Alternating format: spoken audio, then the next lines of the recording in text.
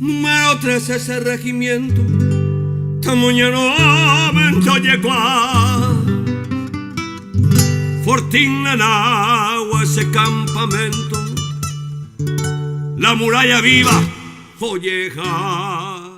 Un 29 de septiembre, pero del año 1932, se daba por finalizada una de las batallas más significativas de la Guerra del Chaco. Hablamos acerca de la batalla de Boquerón, desarrollada del 9 de septiembre de 1932 al 29 de septiembre del mismo año entre los ejércitos de Bolivia y Paraguay en defensa por parte de los militares paraguayos del Fortín Boquerón tomado en el Chaco Boreal. Esta contienda duró tan solo 20 días, pero durante ese proceso se desarrollaron una serie de técnicas y tácticas para la recuperación y victoria de Boquerón. Este material especial lo vamos a realizar con mi compañera Rocío Portillo, a quien ya paso a saludar. ¿Qué tal, Rocío? ¿Cómo estás? Buenas, Nicolás, muy bien. Un saludo a la audiencia. Una vez más rememoramos lo que es la batalla de Boquerón que se libró durante la Guerra del Chaco, y para eso tenemos una entrevista exclusiva con el senador Eduardo Nakayama, quien brindó detalles acerca de esa contienda bélica. Desde finalizada la guerra de la Triple Alianza, con la victoria total de los aliados sobre el ejército paraguayo que se había llegado hasta Cerro Corá, definitivamente la moral, no solamente de las tropas paraguayas, sino de todo el Paraguay, quedó por el piso, ¿verdad? Esta situación, lógicamente, hizo que durante décadas nosotros viviéramos bajo esa atmósfera del derrotismo. Sin embargo, cuando en los cañadones chaqueños se inició la conflagración bélica por la disputa del Chaco Boreal y el Paraguay llamó a sus hombres a defender la heredad nacional, la batalla de Boquerón fue la primera batalla contra los bolivianos y la primera gran victoria, porque a partir de allí sería una serie de victorias por parte del ejército paraguayo para reconquistar el Chaco Boreal. La guerra del Chaco, que va de 1932 a 1935, definitivamente tiene varios puntos anteriores a la batalla de Boquerón. Es decir, tuvimos el caso de Zamaclay, el incidente de Vanguardia, y es durante la presidencia de Eusebio Ayala, el presidente de la victoria, que se produce la primera gran victoria en el Chaco paraguayo, con la victoria de Boquerón el 29 de septiembre de 1932. Para la batalla de Boquerón, que fue la primera gran batalla comandada por quien sería posteriormente nombrado como comandante en jefe del ejército paraguayo, me refiero a el entonces coronel José Félix Estigarribia. Él fue el que comandó lo que fue la recuperación del Fortín Boquerón y las zonas adyacentes, y cuando le prende el doctor Eusebio Ayala las presillas de coronel, le dice: coronel Estigarribia, sos digno de comandar soldados paraguayos. Esa fue la frase histórica que quedó el presidente de la victoria cuando le ascendió a Estigarribia, quien a partir de allí lógicamente tendría ascenso sucesivo hasta llegar a general de ejército ya hacia el final de la contienda chaqueña, ¿verdad? Y paje cañón, los sobe y metralla, ya van boca y jaibate avión. Anilupe verendo cue y muralla, homo iba cue quinta división. Y así escuchamos parte de la entrevista hecha al legislador Eduardo Nakayama, quien brindó detalles de lo que fue esta contienda bélica, destacando la figura del general en ese entonces José Félix Estigarribia, quien llevó a la victoria durante la Guerra del Chaco a las tropas paraguayas para recuperar el territorio paraguayo. Considerado, Rocío, audiencia, como un estratega de la Guerra del Chaco por las tácticas que llevaron a la victoria al ejército paraguayo para la recuperación de este Fortín Boquerón en el Chaco Boreal.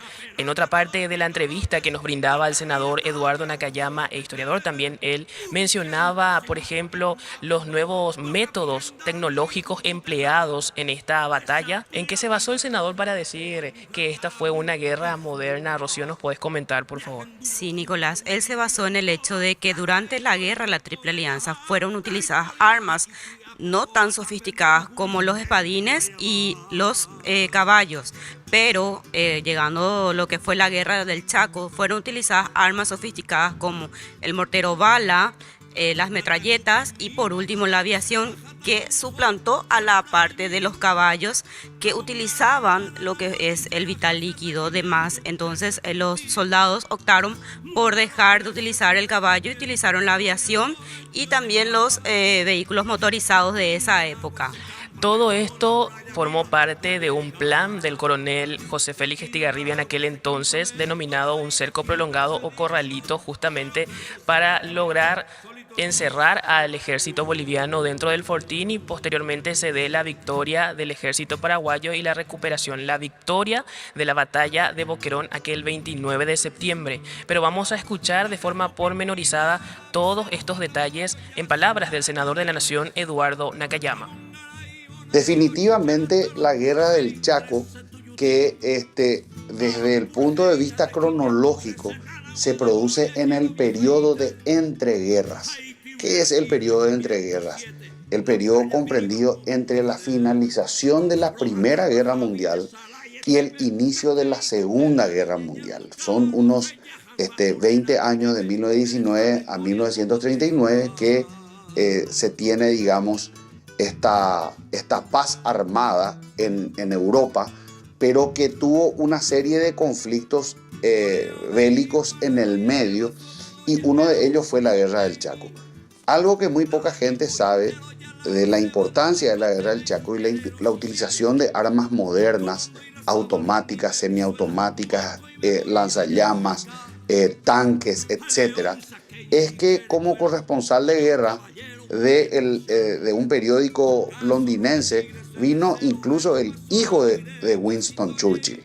Era Randolph, que era hijo de Churchill, escribía para un periódico de Londres, y él vino como corresponsal de guerra a Asunción y posteriormente a las primeras líneas en el Chaco, a los efectos de tomar conocimiento y levantar justamente todo lo referente a armamento utilizado, tácticas utilizadas y estrategia utilizada por los ejércitos enfrentados. En ese momento iniciaba una transición también ya hacia los tanques, o sea, los caballos dejaron de ser utilizados en el siglo XIX, fueron todavía utilizados en menor medida en la Primera Guerra Mundial, utilizadas en las distintas guerras civiles que hemos tenido a principios del siglo XX, pero para la Guerra del Chaco, en el Chaco, ya quedó totalmente descartado. Aparte que el caballo consumía grandes cantidades de agua, que era el recurso más escaso en el Chaco, ¿verdad? Entonces se descarta el uso de la caballería con caballos. Se prioriza la utilización de la artillería, principalmente una gran acertada del presidente José Patricio Guyari fue la compra de los morteros Stokes Brand. Fueron unos morteros que fueron cruciales para la victoria paraguaya en Boquerón. La implementación de estos morteros fue como consecuencia de la recomendación realizada por la misión militar francesa, que hizo que Paraguay adquiriera, incluso en contra de lo que el Consejo de Guerra había sugerido, ¿verdad? Porque el Consejo de Guerra local dijo que los morteros no habían sido debidamente probados en Europa y que podía ser un riesgo su adquisición. Sin embargo, el presidente Guyari prefirió tomar la recomendación de la misión militar francesa y fue una gran acertada. Entonces, a partir de allí se emplearon muchas tácticas. La que haría más célebre al general Estigarribia sería la famosa táctica del corralito, por la cual se rodeaba el fortín, aislándolo totalmente de cualquier posibilidad de ser auxiliado desde afuera o de recibir víveres y demás. Eso se implementó con el cerco a Boquerón, cuando incluso los bolivianos, cuando quedaron sin víveres, tuvieron que apelar a que le tiraran desde los aviones, desde el aire, víveres, etcétera, para poder consumir, ya que quedaron prácticamente sin provisiones dentro del fortín. lo que definitivamente aceleró también la caída del Fortín Boquerón. Y esta fue una síntesis muy, pero muy importante acerca de los procesos que llevaron a la victoria del ejército paraguayo aquel 29 de septiembre de 1932 en la batalla de Boquerón, empleado, por ejemplo, por el estratega coronel José Félix Estigarribia, el Corralito, y también por qué se consideraba a la guerra del Chaco como una guerra moderna. Desde Senado TV, cada 29 de septiembre recordamos el feriado por la victoria de la batalla de Boquerón y nos adherimos a la conmemoración de los excombatientes y veteranos de la guerra del Chaco, que muchos ofrendaron sus vidas en defensa de nuestra patria, en defensa del Chaco Boreal y la soberanía nacional. Rocío Audiencia. Honor y gloria a los héroes de la guerra del Chaco.